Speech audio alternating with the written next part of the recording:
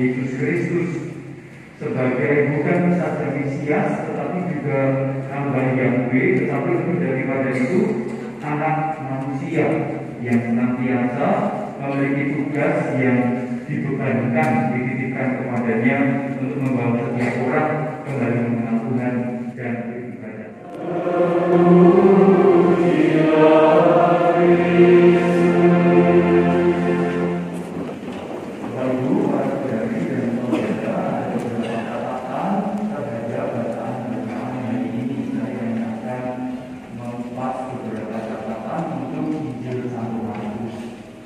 Yang pertama, Bapak Ibu, para saudari-saudara, tadi di garis-garis awal Injil ditulis kalimat demikian.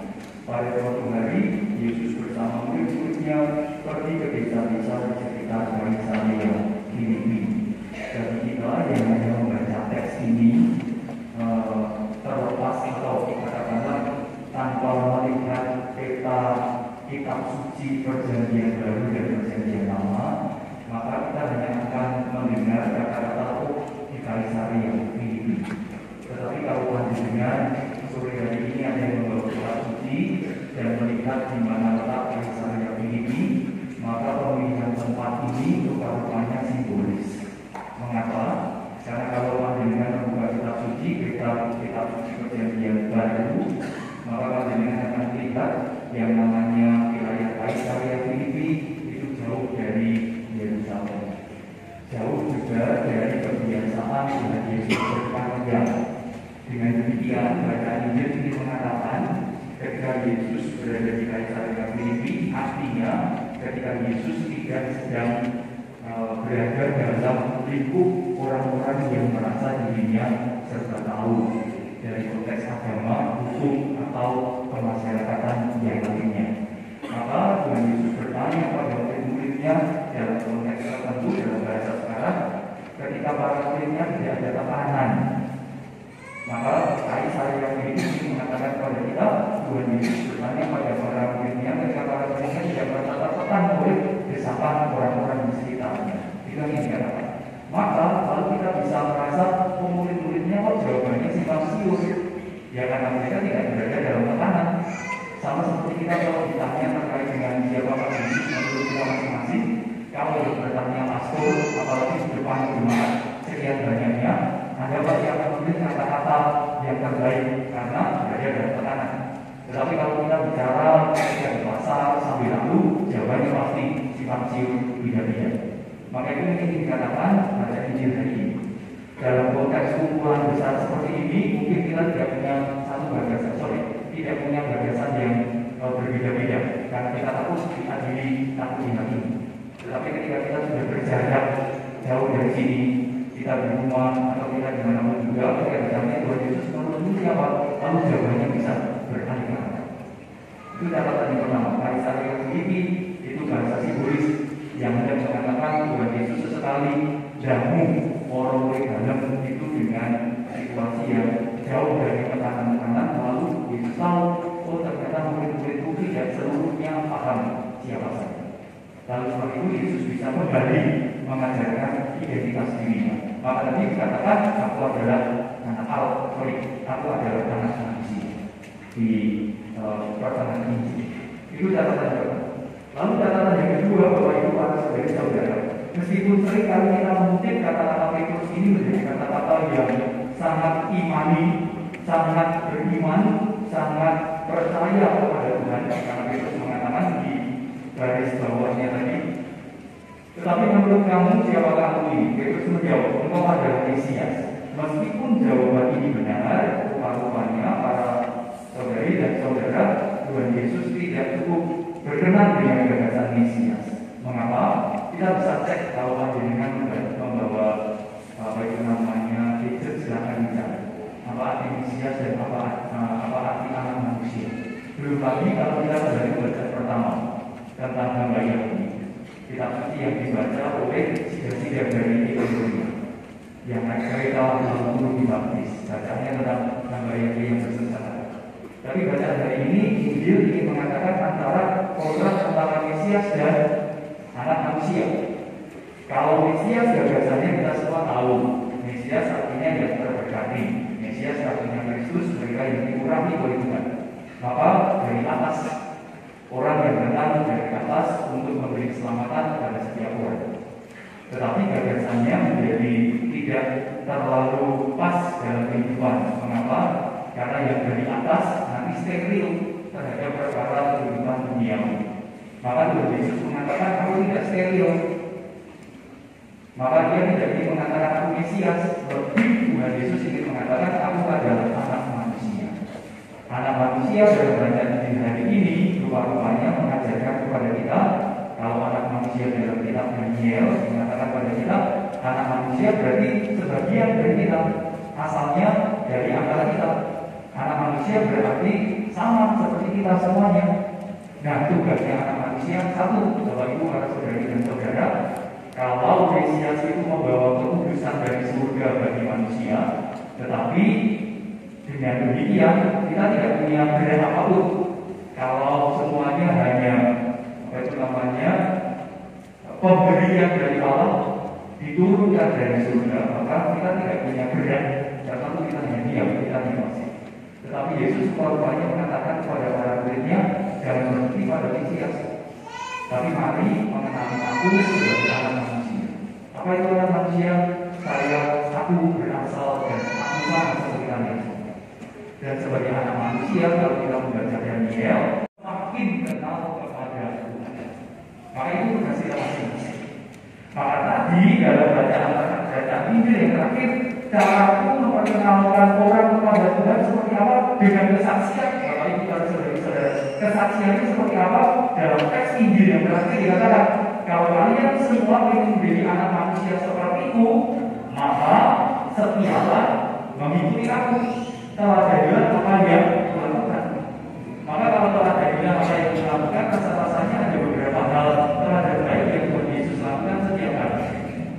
Kalau kita melihat seluruh bacaan Injil, kita bisa merangkum setiap hari dinamika Tuhan kita Yesus Kristus itu rasa-rasanya ada di Bapak Ibu. Yang pertama, bangun pagi-pagi pasti, bangun pagi-pagi benar. Lalu yang kedua, Tuhan Yesus itu tidak pernah diceritakan lagi pagi. Nggak ada. Kali saja kita suci Bapak Ibu kalau diceritakan Tuhan Yesus itu mandi bersama para muridnya. Nggak ada. Maka Tuhan Yesus itu tidak mandi. Tapi salah juga kalau Tuhan Yesus tidak mandi. Mengapa? Karena Tuhan Yesus itu ganteng. Gitu, dicari banyak orang.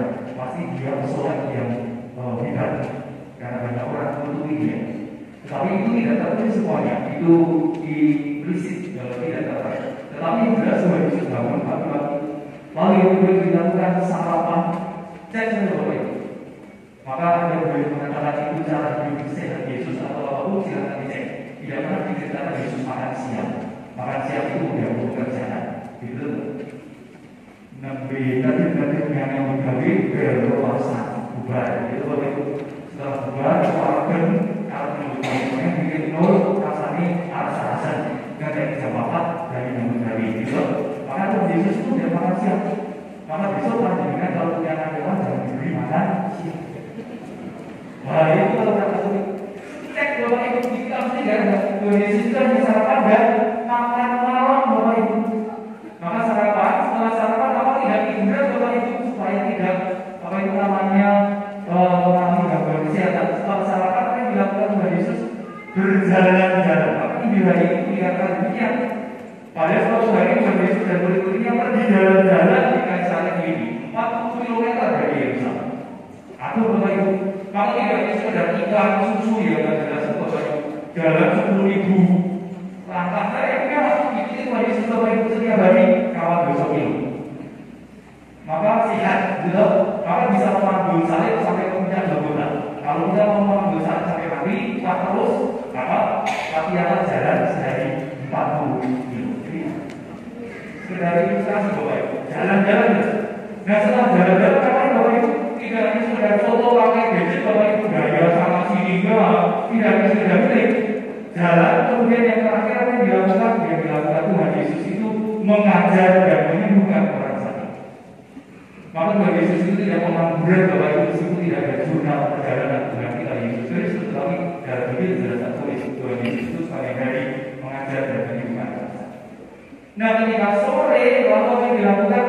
Bermesraan dengan para muridnya.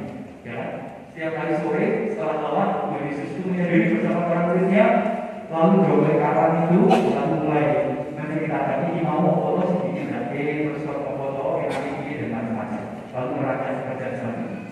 Lalu yang terakhir dan yang pertama, Tuhan Yesus membawa segala sesuatu yang dalam doa semalam-malaman sampai pagi.